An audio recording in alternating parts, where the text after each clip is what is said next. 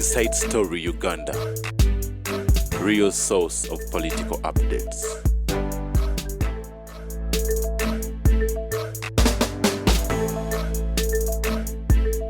But the processes must be pursued to the letter. Proceed. Okay. I think either a year back or a few months back, we asked, were there issues between the party president and his leader of opposition? And all this was placed under the carpet. And seemingly, there are even more than we can be able to tell today. Can you confirm that? I don't have personal issues with my president. If the president has issues with me, go and ask him. Any question, colleagues? We switch to Uganda.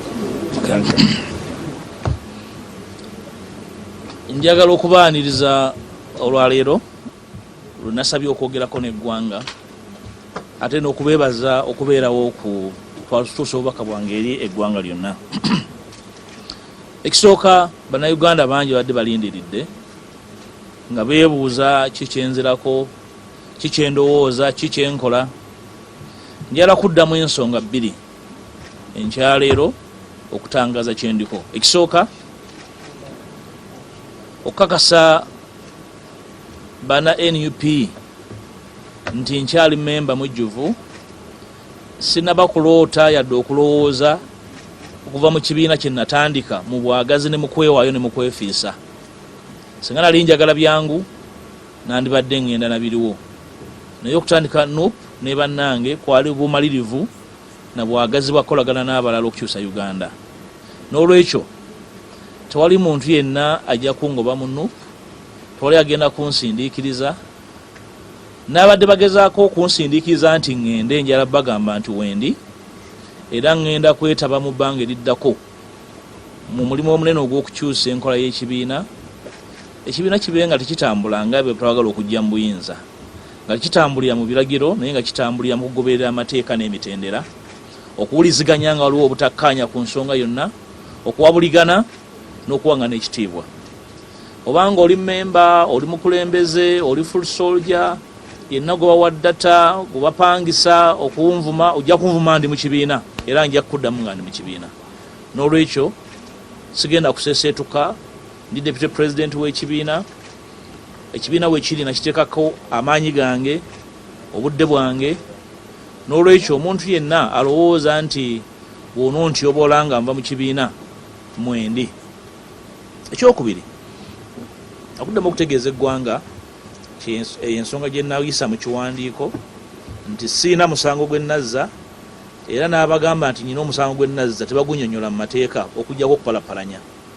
So kye nategeeza eggwanga nakali kye ntegeeza eggwanga nti buli kyenkola nkimanyi era nkitegeera, ate siri kapere mu kutegeera amateeka.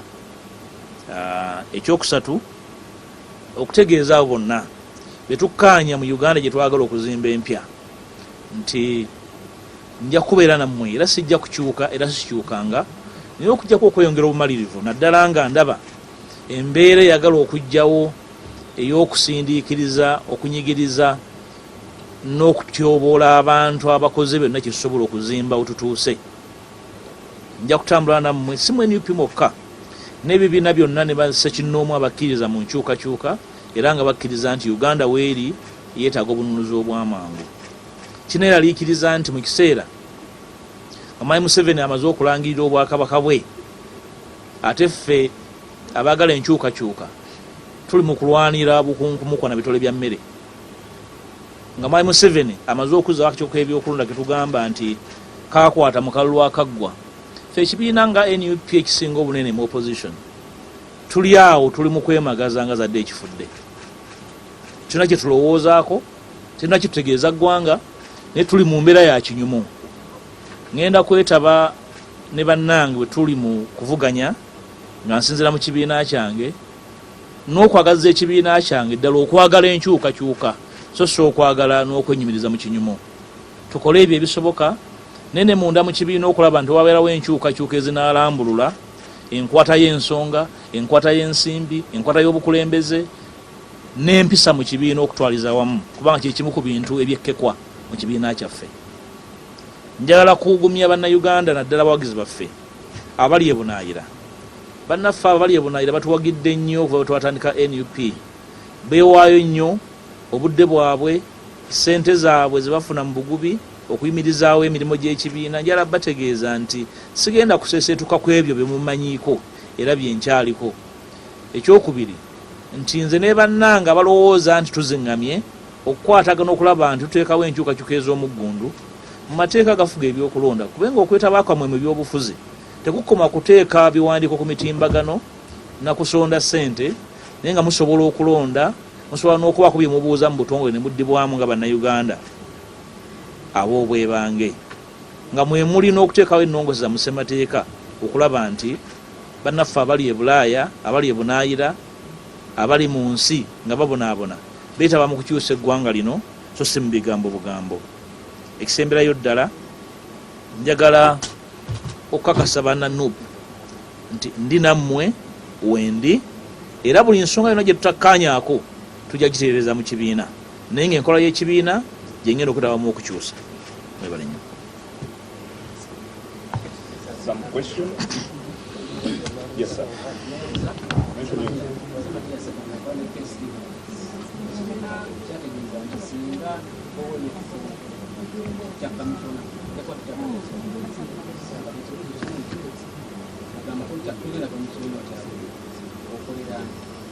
Ndowooza ensonga za komishona naziddamu dda, si za kunyumya mboozi ya ku luguudo, zirina obulungamya bwabwe buli mu mateeka. Saagala zimalirako biseera, ndowooza nazitangaaza dda. Ayogera ekirala ndowooza anyumya mboozi ya kubugumya mu. Naye komishona tulabye nga ssemateeka wammwe akutuka ebyokulonda bamugoba ssemateeka wammwe mutambulira ku ssemateeka ki?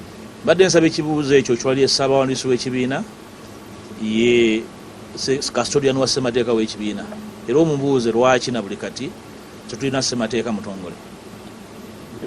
Omubuuze ne mwasinziira byalangirira mwabijja.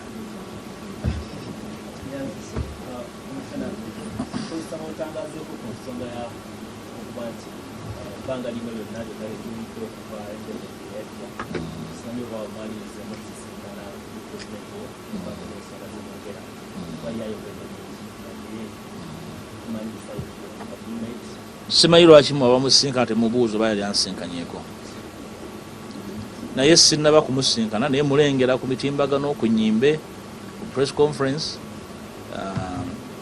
Musaasira ng'omukulembeze wange ng'agezaako okumatiza ensi nti ndi muwonoonyi obwenkanidde awo, naye ensi ekyagaanye okukkiriza. Ndowooza pulezidenti wendi bw'aba neetaaga sinnamunoonyaako nange, bw'aba mpise nja kumusinkana twogende, sinaafuna mukisa kumusinkana mulundi mulala. Ndowooza ali bize nnyo.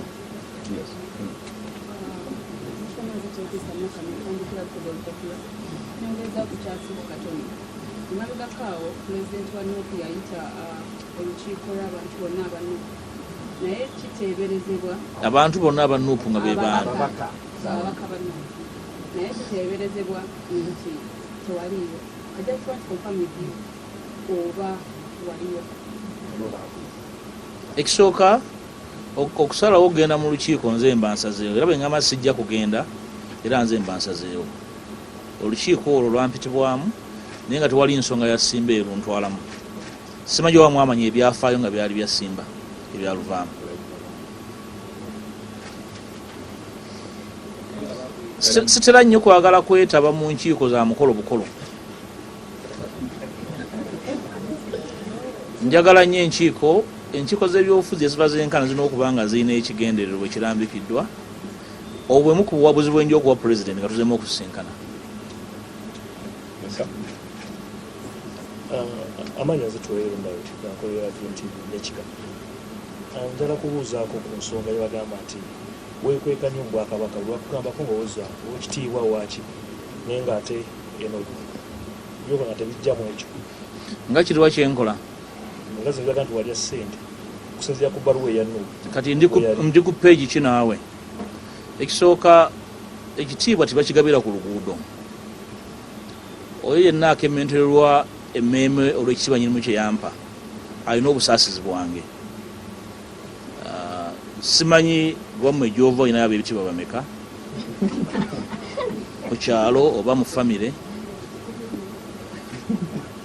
naye nange sajjuza foomu nyinimu yasiima, bw'aba asiimye ate yansiima ndi mulenzi muto myaka 21, n'olwekyo ekyo sikyetondera muntu yenna, naye kirumya abantu abamu omutwe, simanyi kyabbakolera ate kisobola kizaayo wanyinimu kuba tewali nsonga lwaki nkizaayo, naye nkyenyumirizaamu nnyo kubanga nyinimu yandera era sisobola mwegaana. Tulabye abantu bangi naddala bawagiza nga bavoola obwakabaka abakulembeze banno ensonga ezimu mugenda gikwata mukyala. Ekibuuzo ekyo nze abantu badde kibuuza balala ku rekodi, nze omu ku bukulembeze yavaayo okubagambako nga batiibwa, buli muntu abatya obagambako. Sirowooza nti omuntu avuma abantu alina kyatugattako, naye era nkimanyiiko nti waliwo abamu mu nuupu abamu ku ffe abaagala okuteekawo oluwonko n'institutions ezimu mu bugenderevu naye nga teboogera gwe bakolera. Manyi kigenderere naye situjja kikkiriza. Kyenjogeddeko ku discipline gye tulina okuzza mu NUP. Yes, Rachel. Oweekitiibwa neyanziza ekibuuzo kyange, tulabye ebbaluwa ez'enjawulo nga ziraga nti ekibiina kyo kikutadde kikuggyeemu obuzika, tofuuse kiwaji ebyekibiina. Ekirungi ebbaluwa zonna nziddamu, naye ezimu tebazibawa ku mitimbagalo, simanyi lwaki. Mu bagambe bonna bazibaddemu. Ekyokubiri, ku level eya waggulu obukulembeze tebabukola batyo. Okutegera kwange okw'obukulembeze nza kwa njawulo, tukkirize nti NUP kibiina kito okuyiga ku kyali kungi, naye tujja bikwata ffenna tujja bitereza.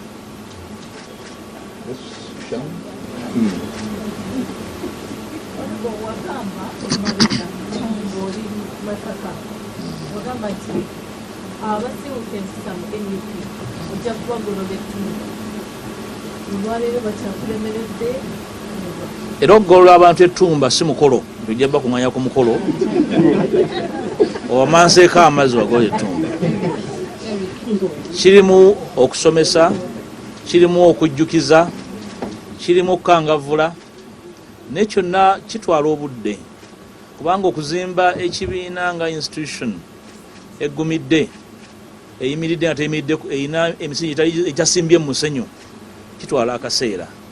Ndowooza nti tuweebwe obudde mu kaseera kano, buli muntu mulaba waayimiridde ku discipline, mu kukola ebituufu, mu kugezaako okutyoboola abalala. Ndowooza byonna tubiwe obudde, ne bannayuganda abatufuula kye tuli batulaba bajja kutwawulamu ebiseera nga bitambula. Kyenjala okuddamu kyenjogedde nti sijja kuva mu nuupu naye nja kugibeeramu ng'olwo ettumba abo abalowooza nti bajja gitwala nga ekintu ekyokusaaga. Yes, Eric. Oweekitiibwa kiki ky'oyogera ebigenda mu maaso nga gwe ssentebe wa NUP mu Buganda, amyuka pulezidenti wa NUP mu Buganda, nebigenda mu maaso e Masaka ebitwalaba abakulembeze baavaayo ne beekuba, ng'ekimu ekibinja bagamba kyakunga, ekirala nga bagamba kirimu omukono gwe. Kiki ky'oyogerako? Ensonga z'e Masaka naziwaako obuwabuzi, era obuwabuzi obwo buli ku record. Ebyo walaba bye biviira mu batawulira. Singa bampuliriza nga Ssekanyolya tibyandibaddewo, naye ndowooza nti yali lesoni nnene eri abo bataagala kuwuliriza n'abalowooza nti osobola okutambuliza ekibiina ku biragiro n'obwetaavu bw'abo abantu abatono. Okuwabula kwange kwe nawa e Masaka nkyakuyimiriddeko nti ebintu ebimu birina okuyimirira, buli muntu ategeere gy'alina okukwata. Waliwo abaatumwa ku mugga ne bagenda kuleeta mafuta, waliwo baatumwa enku ne baleeta ssanja. N'olwekyo singa tuwuliziganya ebyo tibyandibaddewo. Yes, The last two. Wandera and Sam. Honorable, you've been very good about fighting the divisions and fights in MOVE. And can maybe be a memory lane in other parties where we've seen such fights, and it would be very hard for us to say those parties are standing. for instance, FDC, and your own party from which you came. The fights seem relentless in Nuuk now. Do you think there is a future in Nuuk, and how are you going to handle that? First of all, it's not about me as an individual. It's about the collective. If there is good faith in what we do to put to rest the fight, they will rest. But if the real people, there are people in there intended to incubating and keeping the fights raging on, they will be there. Goodwill, commitment will put right all these challenges. I have no doubt in my mind. I don't want to speak about other parties. The issues could have been different, and the actors could have been different, motivation different. I'm talking about NUP, a party I founded and no better. I believe there's no amount of disagreement that cannot be resolved with commitment and goodwill. Yes, Sam, the last one. Let me just have something. One, for 2 years we didn't get a mass of law. Then we did get a mass of law. It seems that future of law is pushing the law now. And if you believe that, would we take focus on just so that we bring up the special supporters of NUP from being clear from this party? One of the big motivations about NUP is that it has a lot of support from young people. And young people are very flexible. Learning is easy at a young age. Purposeful training for learning, purposeful training for orientation, training for deployment can be purposefully done to reorient and rejig the motivation of the young people in NUP to refocus our ambitions. Our ambitions must run away from individuals to managing, running, and buttressing the organization. That's what I think I will focus on.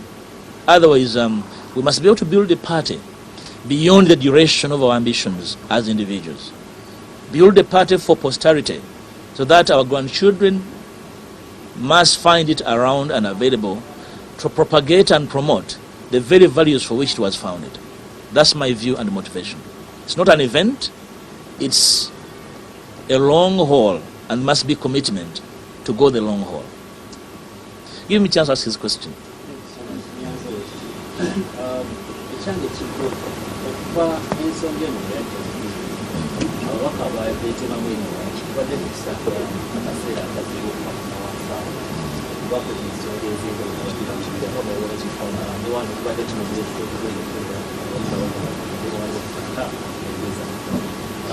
Ekyange kitunuulidde babaka ababaka abamu bali ku ttiimu Kyagulanyi abalala bali ku ttiimu kirekawa emiramu kunaatandikira ng'omu baziga ababaka okugira kakati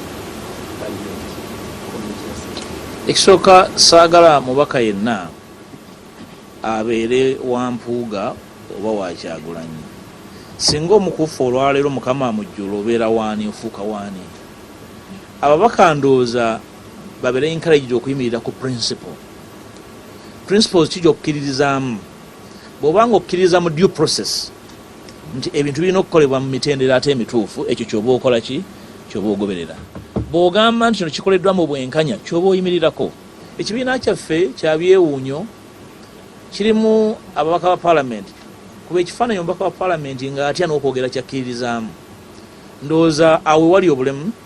Ababaka nabo tebetaaga kujjako ngalo, bakyetaaga obuyambi bungi okutegeera nti ekifo ky'omubaka wa paalamenti kifo kikulu nnyo, n'olwekyo obeera n'obuvunaanyizibwa okuyimirira ku kyokkiririzaamu ate n'okyogerera awatali kutiisibwatiisibwa.